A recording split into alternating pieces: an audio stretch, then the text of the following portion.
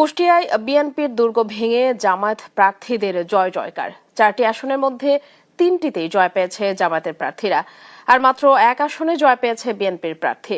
ত্রয়োদশ জাতীয় সংসদ নির্বাচনে বিএনপির ঘাঁটি হিসেবে পরিচিত কুষ্টিয়ায় কি কারণে দলটির এমন বিপর্যয়, তা নিয়ে নেতাকর্মীদের মধ্যে চলছে নানা আলোচনা সমালোচনা।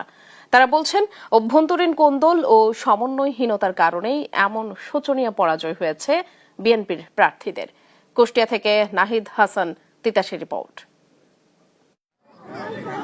বিএনপির ঘাঁটি হিসেবে পরিচিত কুষ্টিয়া জেলা 1991 থেকে 2006 সাল পর্যন্ত কুষ্টিয়ার 4টি আসনই ছিল বিএনপির দখলে।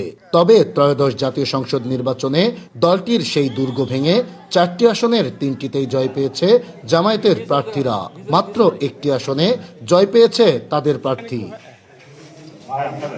কুষ্টিয়া 4 আসনে নিকটতম প্রতিদ্বন্দ্বী বিএনপির প্রার্থী সৈয়দ মেহেদী আহমেদকে পরাজিত করে নির্বাচিত হয়েছেন জামায়াতের প্রার্থী আফজাল হোসেন। 3 আসন সদরে নির্বাচিত হয়েছেন জামায়াতের প্রার্থী মুফতি আমির হামজা।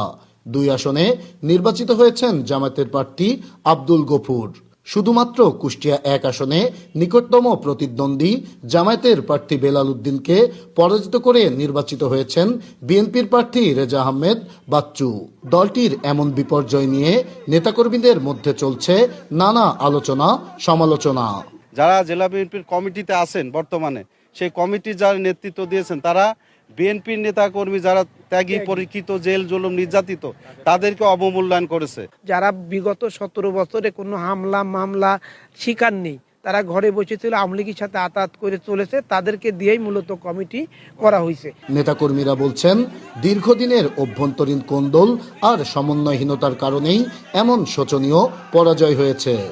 একটা অন্তকোন্দল কিংবা একটা মনস্তাত্ত্বিক যে গোলমাল শুরু হয়, এটার একটা প্রতিফলন এই নির্বাচনের উপরে পড়েছে। যারা আওয়ামী লীগ ফ্যাসিস্ট লোকজন ছিল তাদের মধ্যে থেকে কিছু কমিটি দেওয়ার কারণে আজকে তাদের ভরাডুবি হয়েছে। বিএনপির ভিতরে এই কোন্দলগুলো সৃষ্টি করে বিভেদ করার কারণেও ধানের শীষের প্রার্থীর বিপক্ষেও কাজ করেছে। সমন্বয়হীনতার দায় স্বীকার করে জেলা বিএনপির শীর্ষ এই নেতা বলছেন, নির্বাচনী মাঠে নেতাকর্মীরা কাজ না করাই ঘটেছে এমন বিপর্যয়। আমাদের নেতাকর্মীরা মাঠে ঠিকমতো কাজ করেনি এবং আমাদের এখানে তারও মনোনয়ন প্রত্যাশী প্রার্থী ছিল, তাদের অনুসারীরাও ঠিকমতো আসলে কাজ করেনি। কুষ্টিয়ার 4টি সংসদীয় আসনে বিভিন্ন রাজনৈতিক দল ও স্বতন্ত্র মিলিয়ে 25 জন প্রার্থী এবারের নির্বাচনে প্রতিদ্বন্দ্বিতা করে। নাহিদ হাসান তিতাস, দেশ টিভি, কুষ্টিয়া।